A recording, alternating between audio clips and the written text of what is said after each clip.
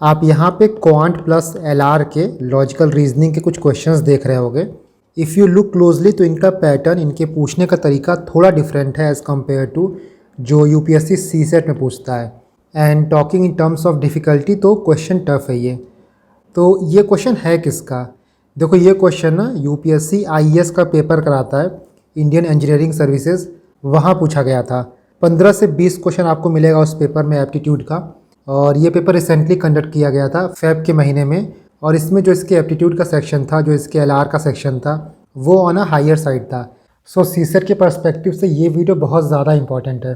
ये वीडियो थोड़ी लंबी होने वाली है बिकॉज टॉपिक इतना ज़्यादा इंपॉर्टेंट है कि हम इसको रील्स के फॉर्म में 1 या 2 मिनट में कवर नहीं कर सकते हैं।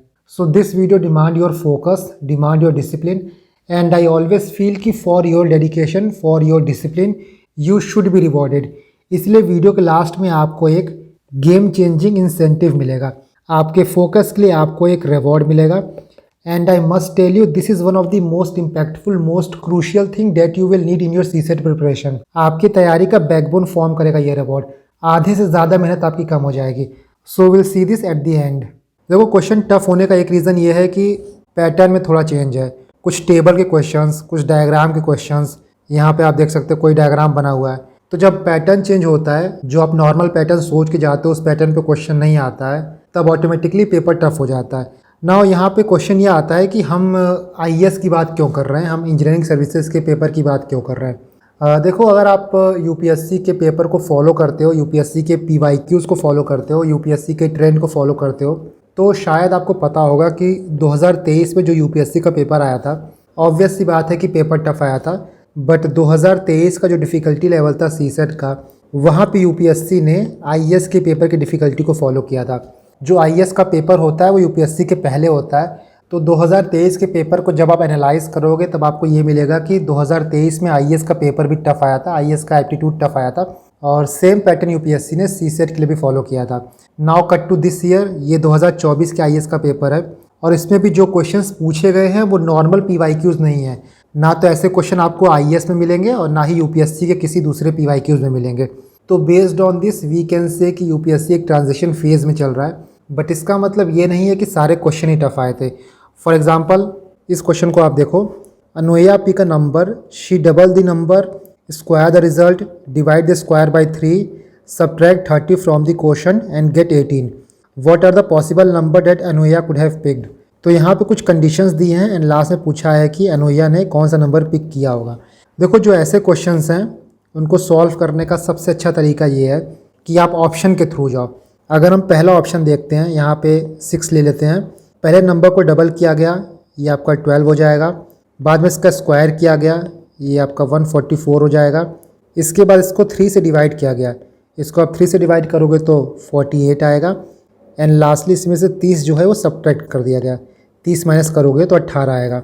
और यही बोल रहा है कि 18 मिला, डैट मीन्स जो इसका आंसर है वो ए हो जाएगा। बाकी ऑप्शन आपको चेक करने की ज़रूरत भी नहीं है। इस क्वेश्चन को कराने के पीछे एक रीज़न है, उसकी बात हम आगे करेंगे। बट आप एक और क्वेश्चन देखो, और ऐसा क्वेश्चन यूपीएससी ने इस साल भी पूछा था। If 6 people greet each other at a meeting by shaking hands with one another, how many handshake will take place. इसको आप डायरेक्टली फार्मूले से करना चाहो तो उसका फार्मूला होता है n/n-1/2, जहाँ पे n जो है वो नंबर ऑफ़ पीपल्स हैं।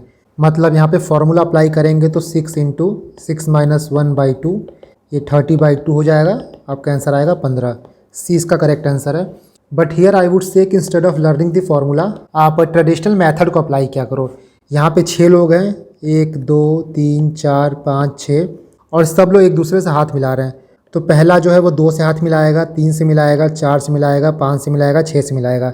तो पहला 5 लोगों से हाथ मिलाएगा। उसी तरह दूसरा जो है वो 3 से मिलाएगा, 4 से मिलाएगा, 5 से मिलाएगा, 6 से मिलाएगा, मतलब दूसरा 4 लोगों से हाथ मिलाएगा। फिर तीसरा जो है वो 4 से मिलाएगा, 5 से मिलाएगा, 6 से मिलाएगा, मतलब तीसरा 3 लोगों से मिलाएगा। चौथा जो है वो 5 से मिलाएगा, 6 से मिलाएगा, मतलब चौथा 2 लोगों से मिलाएगा। और पाँचवा जो है वो 6 से मिलाएगा, मतलब पाँचवा जो है वो 1 लोग से मिलाएगा। तो 5 + 4 9, 9 + 3 12, 12 + 2 14, 14 + 1 15। इसका आंसर आएगा 15। यहाँ मैंने फार्मूला अप्लाई करने के लिए इसलिए मना किया बिकॉज फार्मूला आपको ऑलरेडी बहुत जगह पढ़ना है। तो जिन क्वेश्चंस को आप बेसिक कॉमन सेंस से सॉल्व कर सकते हो, बेसिक शॉर्टकट से सॉल्व कर सकते हो, ट्राई किया करो कि वो चीज़ डेवलप हो। इसके बाद हम नेक्स्ट क्वेश्चन देखते हैं। यहाँ बोला है कि a man has certain number of small boxes to pack into parcels. If he packs 3, 4, 5 और 6 in a parcel, he is left one. If he packs 7 in a parcel, none is left over. What is the number of boxes he may have to pack. शायद ये question आपको देखने से tough लग रहा होगा, but ये question बहुत ज़्यादा ईजी है। सिंपली यहाँ पे ये बोल रहा है कि जब वो 3, 4, 5 या 6 बॉक्स पैक करता है तब हमेशा एक बच जाता है, बट जब वो 7 बॉक्स पैक करता है तो कुछ नहीं बचता है। फाइनली आपसे पूछ रहा है कि नंबर ऑफ बॉक्सेस कितने पैक करने होंगे। बिल्कुल ईजी है। यहाँ पे बोल रहा है जब 7 बॉक्सेस पैक करता है पार्सल में तो कुछ नहीं बचता। डैट मीन्स कि 7 के कितने बॉक्सेस वो पैक करेगा। जो भी ऑप्शन यहाँ पे दिया गया है सिंपली आप ये करो कि 7 से डिवाइड कर दो। जो कोई भी ऑप्शन 7 से पूरी तरीके से डिवाइड हो जाएगा वही आपका करेक्ट आंसर रहेगा, क्योंकि अगर आपका रिमाइंडर आएगा तो उतना बॉक्स लेफ्ट होगा। यहाँ पे आप 301 को जब 7 से डिवाइड करोगे तो ये आपका कट के 43 हो जाएगा। डैट मीन्स जो करेक्ट आंसर है वो बी है, 301। इसके अलावा आप चाहे 106, 309 या 400 तीनों में से कोई भी 7 से पूरी तरह से डिवाइड नहीं होगा, कुछ रिमाइंडर छोड़ेगा ना। यहाँ पे क्वेश्चन कराने का मतलब क्या था? क्वेश्चंस करा के एक सबसे इंपॉर्टेंट लर्निंग मैं आपको देना चाहता हूँ कि मोर देन एनीथिंग आप अच्छे से प्रिपरेशन कर रहे होगे, टेस्ट सीरीज़ लगा रहे होगे, PYQ सॉल्व कर रहे होगे, लेकिन सबसे ज़्यादा इंपॉर्टेंट जो CSET में है ना वो है आपका अप्रोच और क्वेश्चन सिलेक्शन। इसकी बात हम आगे भी करेंगे, बट जो आपकी नैया पार लगाएगा CSET में वो है राइट क्वेश्चन सिलेक्शन। जब तक आप CSET के पेपर में सही क्वेश्चन सेलेक्ट करना नहीं सीखोगे, पेपर आपके लिए सॉल्व करना बहुत टफ होने लगेगा। ये सब चीज़ देख के दिमाग में क्वेश्चन आता है कि will CSET 2024 B tougher disastrous. देखो पेपर टफ आएगा, नो डाउट कि 2024 में आपको 2023 से ज़्यादा पेपर टफ देखने को मिलेगा, और UPSC इसका हिंट भी ड्रॉप कर रही है। एक आपने IAS का पैटर्न देख ही लिया है जो रिसेंटली कंडक्ट हुआ है। इसके बाद 2023 का पेपर जो आया था और बाद में सारे केसेस जब कैट में गए वहाँ पे भी UPSC की तरफ से कोई रियायत नहीं आई थी। बहुत से क्वेश्चन ऐसे थे जो बहुत टफ थे, बट UPSC का ये कहना था कि ये 10th स्टैंडर्ड का पेपर है, इसमें फार्मूला नहीं लगेगा, XYZ बहुत बातें हुई थी। But moral of the story ये है कि UPSC से उसको कोई फ़र्क नहीं पड़ा। एंड लास्टली आप देखोगे तो 2021 में पेपर जो आया था बहुत टफ आया था। इसके बाद जब 2022 का पेपर हुआ, 2022 का पेपर 2021 से भी टफ आया। फिर 2023 की कहानी आप जानते ही हैं। इसके बाद 2024। सो डैट्स वाई हमको 2024 के लिए अपना जो गेम है ना वो एक लेवल अप करना पड़ेगा। इस डैट मीन कि हमको अब कैट के लेवल का प्रिपरेशन करना पड़ेगा। अब big no, I am telling you, I am cautioning you कि ये गलती आप भूल के भी मत करना कि आप कैट के लेवल की प्रिपरेशन स्टार्ट कर देना। सो 2024 के लिए करना क्या है? देखो CSET 2024 को मैं टोटल 3 पार्ट में कवर करूँगा। ये वीडियो का पहला पार्ट है, यहाँ मैं ओवरऑल अप्रोच की बात करूँगा। सेकंड पार्ट में हम क्वांट और लॉजिकल रीजनिंग को कैसे टैकल करें उसकी बात करेंगे। एंड थर्ड में RC, बिकॉज ये दोनों जो सेक्शन है दोनों का अप्रोच बिल्कुल अलग है और दोनों के अप्रोच को आपको सेपरेटली फॉलो करना पड़ेगा, सेपरेटली बनाना पड़ेगा, क्योंकि आप सिर्फ एक पे डिपेंडेंट होकर सिर्फ एक को पढ़ के एग्ज़ाम में नहीं जा सकते। इसकी बात हम आगे करेंगे, आपको क्या परमुटेशन कॉम्बिनेशन बनाना है, कितना क्वेश्चन किस में से सॉल्व करना है। बिकॉज जैसा मैंने बोला ना कि मोर देन एनीथिंग जो आप प्रिपेयर कर रहे हो वो तो सही है, बट CSET को लेके आपका अप्रोच, पेपर को सॉल्व करने का अप्रोच, प्लस आप कौन से क्वेश्चन सेलेक्ट कर रहे हो, ये डिसाइड करेगा कि CSET का रास्ता आपके लिए कितना कठिन होगा या कितना हार्श होगा। सो इस वीडियो का पूरा देखना, काफ़ी इंपॉर्टेंट टॉपिक्स को मैंने यहाँ पे टच किया है। नाउ 2024 का अप्रोच बनाने से पहले हमको 2023 को देखना होगा कि 2023 में ऐसा क्या चेंज आया कि इतना ज़्यादा डिस्टर्ब हो गए लोग। देखो सबसे पहले CSET ग्रेजुअली टफ होते जा रहा है। आप 2021 का पेपर देखो, 2020 तक तो ठीक था, 2019-20 का पेपर तभी मैनेजेबल था, बट 2020 के बाद स्टार्टिंग फ्रॉम 2021 CSET के पेपर का डिफ़िकल्टी लेवल बढ़ गया है और वो ईयर बाय ईयर बढ़ ही रहा है। 2021 का 2020 से ज़्यादा टफ था, 2022 का 2021 से ज़्यादा टफ था, 2023 का 2022 से टफ था। ये तो रहा आपका पहला रीज़न। दूसरा देखोगे ना, 2023 का जो CSET था उसमें काफ़ी चेंजेस देखने को मिले थे। नॉर्मली क्या होता है, CSET में जो रीजनिंग का क्वेश्चन होता है वो कंपैरेटिवली ईजी आता है, बट 2023 में जो रीजनिंग था वो भी टफ हो गया था। 2023 में जो क्वांट था, 7-8 क्वेश्चन ऐसे थे क्वांट के जो बहुत टफ थे। इसके बाद RC, देखो नॉर्मली CSET में 27 से लेकर 28 क्वेश्चन RC के आते हैं, बट 2023 में कुछ डिफरेंट हुआ था। क्वेश्चन तो यहाँ भी 27 आए थे, बट जो पैसेज था उसका नंबर 15 से बढ़ के 25 हो गया था। 2022 में 15 पैसेज में से 28 क्वेश्चन पूछे गए थे, बट 2023 में 25 पैसेज में से 27 क्वेश्चन आया था। इसका मतलब ये कि रीडिंग बढ़ गई थी, पेपर लेंदी हो गया था। एक तरफ तो पेपर लेंदी हो गया था और दूसरी तरफ आपको क्वांट और रीजनिंग के जो क्वेश्चन है वो टफर साइड में मिल गए थे, एंड इसीलिए 2023 का पेपर सीसेट का इतना ज़्यादा डिफिकल्ट था। And the third reason is, जिसके बारे में बहुत लोग बात नहीं करते, वो है आपके GS1 का पैटर्न। देखो सीसेट का पेपर कैसा जाता है कैसा नहीं जाता है, काफ़ी हद तक इस पर डिपेंड करता है कि आपका GS1 का पेपर कैसा गया है, क्योंकि 2023 में जो GS1 का पैटर्न था बिल्कुल अलग आ गया था। मोस्ट ऑफ द लोग फ्रस्ट्रेट हो गए थे, पजल्ड हो गए थे, और जो यहाँ की फ्रस्ट्रेशन थी, यहाँ का डिसअपॉइंटमेंट था, वो आपके सीसेट पेपर में रिफ्लेक्ट किया था। सो ये कुछ मेजर कारण हैं, मेजर रीजंस हैं, जिसकी वजह से काफ़ी लोग ऐसे भी थे जिनका सीसेट प्रिपेयर था बट उसके बाद भी उनके सीसेट का पेपर अच्छा नहीं हुआ था। देखो सीसेट के पेपर में सिर्फ और सिर्फ आपका एक एम है, जितना भी आप माथापच्ची कर रहे हो, जितना भी आप एंजाइटी ले रहे हो, पेपर में 33% स्कोर करने के लिए। मार्क्स के टर्म से बात करें तो 66 मार्क्स आउट ऑफ 200, इतना आपको एटलीस्ट लाना है। इसके ऊपर तो आप कितना भी जाओ, बट मिनिमम आपको 66 नंबर लाना है टू क्वालिफाई द सीसेट। सारी लड़ाई इसी चीज़ की है। ये तो आपको पता है कि पेपर में 80 क्वेश्चन आता है, जो क्वेश्चन आप सही करोगे वहाँ पे आपको 2.5 मार्क्स मिलेगा, प्लस जो आपका गलत होगा वहाँ पे 0.83 मार्क्स आपका नेगेटिव जाएगा। मतलब ये है कि नेट करेक्ट की बात करें तो हमको 27 क्वेश्चन जो है वो नेट करेक्ट करना होगा। 80 में से 27 क्वेश्चन आप सही करोगे तब आपका आएगा 67.5। यहीं पे एक क्वेश्चन ये भी आता है कि पेपर में हम कितने क्वेश्चन अटेम्प्ट करें। इसके लिए आप ये टेबल देखो, काफ़ी इंटरेस्टिंग टेबल है और काफ़ी कुछ यहाँ से आप नोटिस करोगे। बेयर मिनिमम हमारा टारगेट कितना है, तो 66 मार्क्स आपको लाना है क्वालिफाई करने के लिए।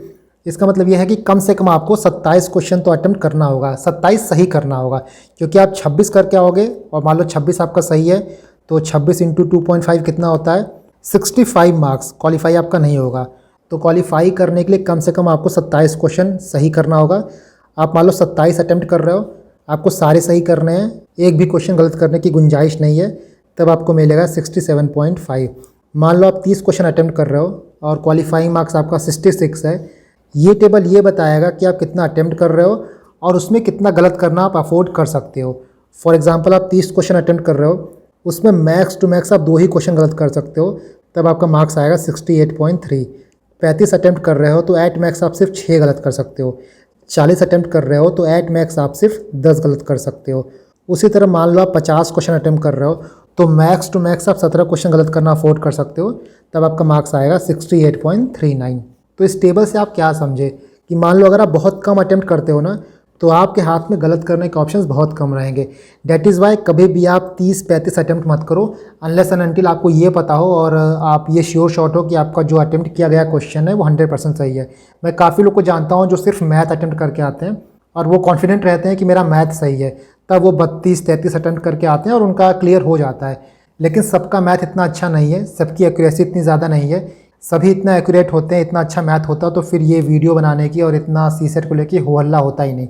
दैट इज़ वाई जब भी आप सीसेट की प्रिपरेशन कर रहे हो, सीसेट को प्रैक्टिस कर रहे हो, तो कोई एक बीच का स्वीट स्पॉट पकड़ के चलो। आई वुड से कि आप कम से कम 50 क्वेश्चन अटेम्प्ट करो। यहाँ पे आप 17 क्वेश्चन गलत कर सकते हो, तब भी आप सेफ जोन में रहोगे। क्योंकि यहाँ पे एक चीज़ नोटिस करो, 45 और 50 में, 45 में आप 13 क्वेश्चन गलत करोगे और 50 में 17, 4 क्वेश्चन का फ़र्क है, बट सही में सिर्फ 1 क्वेश्चन का फ़र्क है। जितना ज़्यादा आपको क्वेश्चन मिलेगा, जितना ज़्यादा आपको रियायत मिलेगी, उतना अच्छा आपके लिए सीसेट में है। इसी तरह ना पूरी तरीके से ऊपर के साइड में रहना है कि आप 27-28 अटेम्प्ट करके आ रहे हो, और ना ही नीचे के साइड में रहना है कि आप 70-80 अटेम्प्ट करके आ रहे हो। बीच का एक नंबर पकड़ो। जब भी आप टेस्ट सीरीज़ लगाओ तो कोशिश करो, ये टारगेट करो कि मिनिमम आप 50-55 अटेम्प्ट कर रहे हो। तो यहाँ से हमारी एक अप्रोच क्लियर हुई कि हम कितना रिस्क ले सकते हैं पेपर में। और जैसा मैंने बोला कि सीसेट के पेपर में अपार्ट फ्रॉम एनीथिंग जो चीज़ सबसे ज़्यादा इंपॉर्टेंट है, सबसे ज़्यादा मैटर करेगी, वो है question selection and approach. For example number system UPSC में बहुत पूछा जाता है, बहुत इंपॉर्टेंट टॉपिक है। बट नंबर सिस्टम में भी आप क्वेश्चन देखोगे तो ईजी टू डिफ़िकल्ट आता है। कुछ क्वेश्चन ऐसे हैं जो बहुत ईजी हैं और कुछ क्वेश्चन ऐसे होते हैं जो बहुत ज़्यादा हार्ड होते हैं।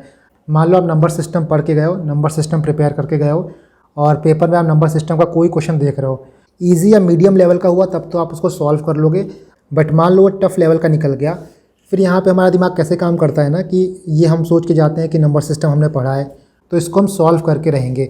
वहाँ पे क्वेश्चन हमारा गलत तो हो ही रहा है, साथ में जो टाइम जाता है उसकी वजह से जो इजी क्वेश्चंस होते हैं हम उनको भी ओवरलुक कर देते हैं।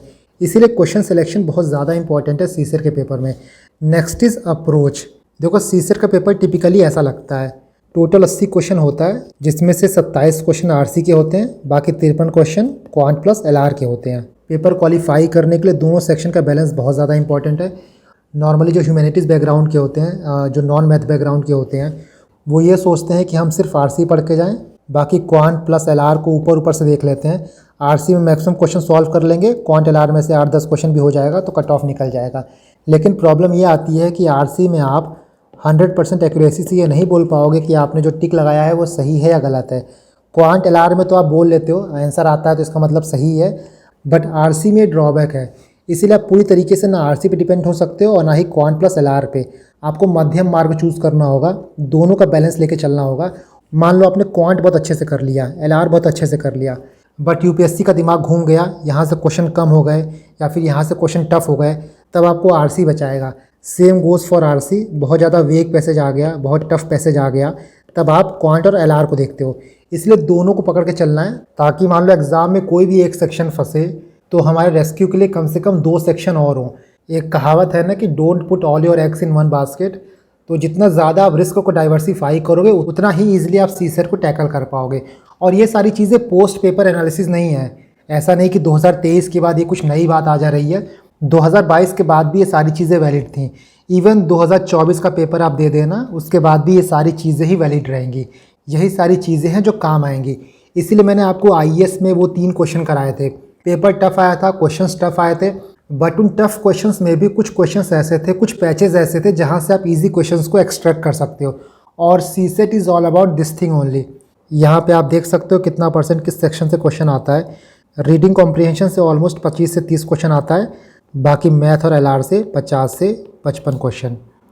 हियर यू कैन सी, ये आपका ब्लू जो है कॉम्प्रिहेंशन का है, ऑलमोस्ट इसकी लाइन जो स्ट्रेट है, बट क्वांट का जो ग्राफ है ना वो देख रहे हो ऊपर जा रहा है, बट वही रीजनिंग का ग्राफ जो है वो नीचे आ रहा है। इसका मतलब तीनों सेक्शन को फोकस करना होगा। एक से क्वेश्चन ना आए तो दूसरे पे स्विच कर सकते हैं। नाउ हमारा अप्रोच क्या हो अगर हम आज से स्टार्ट कर रहे हैं तो, और आज से आपको स्टार्ट करना ही पड़ेगा, दूसरों का देख के नहीं चलना है। बहुत लोग आपको ऐसे मिलेंगे कि 1 महीना पहले सीसेट पढ़ते हैं, कुछ लोग 1 हफ्ते पहले पढ़ते हैं, बट आप कितने पानी में हो, आपका प्रिपरेशन कैसा है, ये सिर्फ आपको पता है। अगर आपको ये लगता है कि सीसेट आपका बहुत अच्छे से तैयार है, आप जो भी टेस्ट सीरीज़ दे रहे हो 100+ सब में आ रहा है, तो अभी आप जीएस को पढ़ो। बट अगर आपके दिमाग में सीसेट को लेके 1% भी डाउट है, तो आज से, अभी से, इसी वक्त से आपको सीसेट प्रिपेयर करना होगा। प्रिपरेशन को हम बहुत सिंपल रखेंगे, सिंपल अप्रोच लेके चलेंगे। पहली चीज़ ये कि आपको डेली सीसेट पढ़ना है। मैंने लास्ट वीडियो में जो टाइम टेबल बताया था, तो 2 से ढाई घंटा आपको सीसेट को देना है, डिपेंडिंग अपॉन कि आपकी तैयारी किस लेवल की है। आपकी तैयारी ठीक ठाक है तो आप 1 से 1.5 घंटा भी दे सकते हो, और बहुत ज़्यादा बेकार है, बहुत डर लग रहा है तो 2.5 घंटा दो। देखो मैं आज से इसीलिए प्रिपेयर करने के लिए बोल रहा हूँ, बिकॉज सीसेट को प्रिपेयर करने के लिए एक एप्टीट्यूड डेवलप करना पड़ता है। एग्ज़ाम से 5 दिन पहले, 10 दिन पहले सिर्फ फार्मूला देख के आप जाओगे तो आता हुआ क्वेश्चन भी आप गलत कर दोगे। जो मैंने अभी बोला कि क्वेश्चन को सेलेक्ट करना सबसे ज़्यादा इंपॉर्टेंट है। कौन सा क्वेश्चन ईजी है, कौन सा क्वेश्चन टफ है, और कौन सा क्वेश्चन मुझे फंसा सकता है, वो तभी आपको पता चलेगा जब आप एप्टीट्यूड डेवलप कर लोगे। क्वेश्चन को देख के, क्वेश्चन को पढ़ के आपको आइडिया हो जाएगा कि ये क्वेश्चन मुझसे होगा या नहीं होगा। एंड ट्रस्ट मी, पेपर में अगर आप इतना आइडेंटिफाई कर लिए कि इजी क्वेश्चन कौन सा है, टफ क्वेश्चन कौन सा है, ऑलमोस्ट 50% काम आपका वहीं हो गया। The second thing is PYQs। PYQs को आपको हीट मैप की तरह यूज़ करना है, और यही हीट मैप आपका रोड मैप डिसाइड करेगा। हीट मैप क्या होता है, let me show you. Heat map मतलब ये होता है कि किस टॉपिक से कितने क्वेश्चन पूछे गए हैं, कितने फ्रीक्वेंसी में पास्ट में क्वेश्चन आए हैं। फॉर एग्जांपल ये देखो, ये क्वांट का है, तो जो टॉपिक है नंबर सिस्टम, उसमें 2011 से लेकर 2023 तक 57 क्वेश्चन पूछे गए हैं। यहाँ पे देखो, इनफैक्ट स्टार्टिंग के 4-5 साल में तो क्वेश्चन ही नहीं आया है, मतलब सिर्फ 8 साल में 57 क्वेश्चन पूछा गया है। उसी तरह एवरेजेस देखो, 19 क्वेश्चन पूछा गया है। परसेंटेज रेशियो से 50 क्वेश्चन पूछा गया है। मिक्सचर से 5 क्वेश्चन पूछा गया है। लीनियर इक्वेशन से 76 क्वेश्चन पूछा गया है। देखो, जो लीनियर इक्वेशन है, यहाँ से डायरेक्ट क्वेश्चन आता है, इनडायरेक्ट क्वेश्चन आता है। फॉर एग्जांपल जो एज का क्वेश्चन आता है, जहाँ पे आपको इक्वेशन बनाना पड़ता है, वो भी आपका लीनियर इक्वेशन का हो गया। कोई रूट निकालने के लिए बोलेगा, वो भी लीनियर इक्वेशन हो गया। जहाँ पे आपको इक्वेशन सॉल्व करना होगा, वो लीनियर इक्वेशन में आता है, इसलिए इसका नंबर आपको बहुत ज़्यादा दिख रहा है। कंपाउंड इंटरेस्ट, सिंपल इंटरेस्ट से 2 क्वेश्चन आया। HCF LCM से 10 क्वेश्चन आया। सेट थियरी वेन डायग्राम से 7 क्वेश्चन आया। परमुटेशन कॉम्बिनेशन प्रोबेबिलिटी से 35 क्वेश्चन आया। पहले से बहुत ज़्यादा क्वेश्चन नहीं आते थे, प्लस ये टॉपिक भी बहुत टफ था, तो लोग उसको छोड़ के जाते थे। बट लास्ट के 2 ईयर में देखो ना, क्वेश्चन बहुत ज़्यादा पूछा गया है। 10 क्वेश्चन, 8 क्वेश्चन, 3 क्वेश्चन। इसके बाद DI से स्टार्टिंग में बहुत क्वेश्चन आए, बट लास्ट के 5-6 सालों से क्वेश्चन यहाँ पे नहीं आ रहा है। सीरीज एंड सीक्वेंस से देखो 44 क्वेश्चन। कुछ टॉपिक जैसे नंबर सिस्टम हो गया, एवरेजेस हो गया, परसेंटेज हो गया, लीनियर इक्वेशन हो गया, इसके बाद आपका सीक्वेंस एंड सीरीज हो गया, ये बहुत इंटरलिंक टॉपिक है। एक का कॉन्सेप्ट दूसरे में यूज़ होगा, दूसरे का तीसरे में यूज़ होगा। फॉर एग्जांपल DI मैक्सिमम आपका परसेंटेज का कॉन्सेप्ट यूज़ होता है, एवरेजेस का यूज़ होता है। उसी तरह देखो वर्क एंड टाइम से 9 क्वेश्चन पूछा, टाइम एंड डिस्टेंस से 20 क्वेश्चन आया था, बोट एंड स्टीम से 1 क्वेश्चन आया था। बोट एंड स्टीम में भी आपका एवरेजेस का कॉन्सेप्ट यूज़ होगा। नेक्स्ट आपका कोडिंग डिकोडिंग डायग्राम से 44 क्वेश्चन आया। ये आपके क्वांट का हीट मैप हुआ। इसके बाद देखो ये लॉजिकल रीजनिंग का डायरेक्शन से पूछा गया 13 क्वेश्चन। इसके बाद डिडक्टिव रीजनिंग यहाँ से 45 क्वेश्चन। बट जो भी क्वेश्चन आया स्टार्टिंग में आया, 2011 से 2017 के बीच में, 2018 से 2023 के बीच में एक क्वेश्चन भी नहीं पूछा है। तो ये सारी चीज़ें आपको ध्यान देनी है कि किस टॉपिक से क्वेश्चन पूछ रहा है और कहाँ से क्वेश्चन नहीं आ रहा है। डेटा सफिशिएंसी से देखो रिपीटेडली क्वेश्चन पूछ रहा है, 5 5 5 5। सिलॉजिज्म से देखो 2 2 3 2 2, यहाँ से हमेशा क्वेश्चन आ रहा है। तो यहाँ से आप आइडेंटिफाई कर सकते हो कुछ टॉपिक्स ऐसे हैं जहाँ से हमेशा क्वेश्चन पूछा जा रहा है और कुछ टॉपिक्स ऐसे हैं जहाँ से अब क्वेश्चन नहीं आ रहा है। क्वांट में कौन कौन से टॉपिक्स इंपॉर्टेंट हैं, LR में कौन से टॉपिक्स इंपॉर्टेंट हैं, इसकी बात हम नेक्स्ट वीडियो में करेंगे जब हम स्पेसिफिकली क्वांट और LR की बात करेंगे। तो यहाँ पे देखो हीट मैप आपका रोड मैप डिसाइड करेगा। हीट मैप के थ्रू डिसाइड करो कौन सा टॉपिक पढ़ना है। PYQs को लेकर मैंने बोला ना कि क्वांट LR में इसका अप्रोच अलग होता है और RC में अलग होता है। बिकॉज क्वांट एंड LR में हम PYQ देख के ये समझते हैं कि कौन सा टॉपिक रिपीटेड है, किस टाइप के क्वेश्चन पूछे जा रहे हैं, किस सेक्शन से मैक्सिमम क्वेश्चन आ रहा है। इनफैक्ट आपको क्वांट और LR में काफ़ी रिपीटेड क्वेश्चन दिखेंगे। 2023 में भी काफ़ी रिपीटेड क्वेश्चन आया, सेम थीम पे क्वेश्चन आया। इसको हम नेक्स्ट वीडियो में देखेंगे कि क्वांट और LR में PYQ से कितना हेल्प मिलता। The third thing is test series. देखो टेस्ट सीरीज़ का भी 2 अलग अलग रोल है। क्वांट LR के लिए अलग रोल रहेगा और RC के लिए अलग। टेस्ट सीरीज़ ज़्यादा इंपॉर्टेंट क्वांट और LR के लिए है। बिकॉज जो RC UPSC पूछता है, जिस टाइप की RC UPSC पूछता है, वो कोचिंग वाले रेप्लिकेट नहीं कर पाते हैं। इसीलिए RC में PYQ सबसे ज़्यादा इंपॉर्टेंट है। इनफैक्ट आई वुड से कि आप RC में सिर्फ PYQs पे ही फोकस करो, बाकी क्वांट और LR के लिए आप टेस्ट सीरीज़ प्लस PYQ देखो। और RC के लिए PYQ क्यों इंपॉर्टेंट है?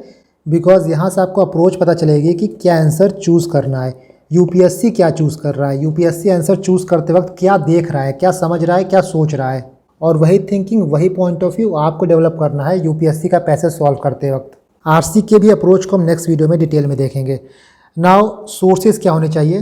देखो सबके अलग अलग ओपिनियन होते हैं, अलग अलग पॉइंट ऑफ व्यू होता है। काफ़ी लोग कोचिंग करते हैं, काफ़ी लोग कोचिंग नहीं करते हैं। बट हियर आई वुड से व्हाट आई फील कि CSET को प्रिपेयर करने के लिए आपको एक पैसा भी खर्च करने की ज़रूरत नहीं है। CSET के लिए जो भी चीज़ की ज़रूरत है सब आपको ऑनलाइन मिल जाएगा, सब फ्रीली अवेलेबल है। आपको 5-10 हज़ार रुपया कहीं देने की ज़रूरत नहीं है। इनफैक्ट आप ऑनलाइन चेक करोगे तो आपको टेस्ट सीरीज़ भी फ्री में मिल जाएगा। तो CSET के लिए किसी भी कोचिंग को आपको 1 रुपया भी देने की ज़रूरत नहीं है। स्टिल इफ़ यू फील कि CSET आपको समझ में नहीं आ रहा है और आपको प्रॉपर एक कोचिंग चाहिए तो आप बिल्कुल कोचिंग कर सकते हो। बट कोचिंग ज्वाइन करने से पहले आप ये देख लेना कि जो पढ़ा रहे हैं आपको समझ में आ रहा है। पढ़ाना इंपॉर्टेंट नहीं होता है CSET में, समझाना इंपॉर्टेंट होता है। अगर मैं शॉर्ट में बोलूँ तो आपका quote and quote mindset develop होना चाहिए क्लास करके। तो ऐसी कोचिंग ज्वाइन करना जहाँ से आपको समझ में आए। मैं यहाँ किसी कोचिंग का नाम नहीं लूँगा बिकॉज आई फील कि CSET को आप बिना कोचिंग के भी कर सकते हो। ना जो लोग बिना कोचिंग के प्रिपेयर करना चाहते हैं उनके लिए क्या क्या सोर्सेज हैं। सबसे पहले आप मेरे CSET के नोट्स डाउनलोड कर लेना। ये मेरे CSET के नोट्स हैं, ये सारे चैप्टर्स यहाँ पे कवर्ड हैं। ये नोट्स आपको मेरे टेलीग्राम पे मिल जाएगा, मैं इसको रीअपलोड कर दूँगा। बाई चांस जिसको नहीं मिला वो फिर से डाउनलोड कर लेगा और मेरे टेलीग्राम का लिंक आपको डिस्क्रिप्शन बॉक्स में मिल जाएगा। इन नोट्स में PYQs है प्लस आपको प्रैक्टिस क्वेश्चन मिलेगा, तो इसको आप रेफ़र करना। पहला सोर्स आपका ये हो गया। Now the second thing is your incentive, your reward, जिसके बारे में मैंने स्टार्टिंग में बात की थी। तो दूसरा आपका सोर्स क्या है, आपका रिवॉर्ड क्या है? माई CSET 2024 फार्मूला बुकलेट, जो मैंने PYQs के थीम पे प्रिपेयर की है। Let me show you. So this is your CSET 2024 formula booklet based on PYQ themes. जो भी इंपॉर्टेंट थीम्स PYQs में पूछे गए हैं, बीट number system, LCM SCF, averages, percentage, profit and loss, number series, permutation combination, probability, clock calendar, time and work, सारे important themes का formula है प्लस शॉर्टकट है। एंड आई गारंटी यू कि this is one of the most holistically prepared formula book that you will ever need. बल्कि उसके beyond भी चीज़ों को कवर किया गया है। फॉर एग्जाम्पल मान लो आप नंबर सीरीज़ का क्वेश्चन देख रहे हो, PYQs में 2 या 3 टाइप के नंबर सीरीज़ पूछे गए हैं और 2024 में आपसे चौथे टाइप का पूछ ले, तो वो कहाँ से करोगे आप? इसलिए this PDF is beyond PYQ and I would highly recommend कि आप इस PDF को अपने पास रखना एंड मल्टीपल टाइम इसको रेफ़र करते रहना। जो भी शॉर्टकट दिए गए हैं, जो भी फॉर्मूला दिया गया है, उसको बार बार पढ़ना। प्लस क्वेश्चंस में अप्लाई करना है। ये PDF आपको मेरे टेलीग्राम पे मिल जाएगा। I will upload this PDF on my Telegram channel. And the third resource is YouTube videos on topic. जो आपने हीट मैप देखा है, हीट मैप से आप टॉपिक आइडेंटिफाई करो एंड उन टॉपिक्स के वीडियोज़ आप यूट्यूब पे देखो। यूट्यूब पे टॉपिक देखने के बाद, समझने के बाद आप टेस्ट सीरीज़ लगाओ। आप अरिहंत की बुक भी यूज़ कर सकते हो, इसमें आपको प्रैक्टिस पेपर मिल जाएगा प्लस PYQ मिल जाएगा। And one more thing also, जैसे आप GS1 में UPSC द्वारा कंडक्ट किया गया दूसरा एग्ज़ाम का भी आप PYQ सॉल्व करते हो, जैसे CAPF हो गया, CDS हो गया, उसी तरह आप CSET में भी जो क्वांट के क्वेश्चन होते हैं, जो रीजनिंग के क्वेश्चन होते हैं, जो LR के होते हैं, उनको भी दूसरे पेपर से सॉल्व किया करो। ना लास्टली देखो, एक चीज़ के लिए मैंने आपको स्टार्टिंग में क्वेश्चन किया था, फिर से मैं आपको बोल रहा हूँ कि पेपर टफर साइड रहेगा, पेपर टफ आएगा। बट इसका मतलब ये बिल्कुल नहीं है कि आप कैट की प्रिपरेशन स्टार्ट कर दो। कैट में एप्टीट्यूड के थ्रू सिलेक्शन होता है, बट CSET में आपको एप्टीट्यूड क्वालिफाई करना है। तो कैट की प्रिपरेशन नहीं करनी है आपको CSET की प्रिपरेशन करनी है। चौथा रिसोर्स क्या होगा, माई नेक्स्ट 2 वीडियोज़, एक में हम क्वांट और LR की बात करेंगे, एक में हम RC की बात करेंगे। इसके थ्रू आपको ये समझ में आएगा कि आपको क्वेश्चन कैसे सेलेक्ट करना है और आपका अप्रोच क्या होना चाहिए। पेपर चाहे कितना भी टफ है CSET का, प्रॉमिस टू योर सेल्फ कि इस बार आप कामयाब होंगे। इस बार CSET आपके रास्ते का रोड़ा नहीं बनेगा। सो this is all for today. I hope कि अप्रोच आपका क्लियर हो गया होगा, कितने क्वेश्चन अटेम्प्ट करने हैं, कहाँ से पढ़ने हैं, कैसे पढ़ने हैं, PYQ का क्या रोल रहेगा, पेपर टफर साइड में होगा या नहीं होगा, ये मल्टीपल डाउट आपके क्लियर हो गए होंगे। स्टिल आपके दिमाग में कोई भी डाउट है जो इस वीडियो में एड्रेस ना किया गया हो, आप कमेंट कर देना, हम उसे नेक्स्ट वीडियो में इंक्लूड कर लेंगे।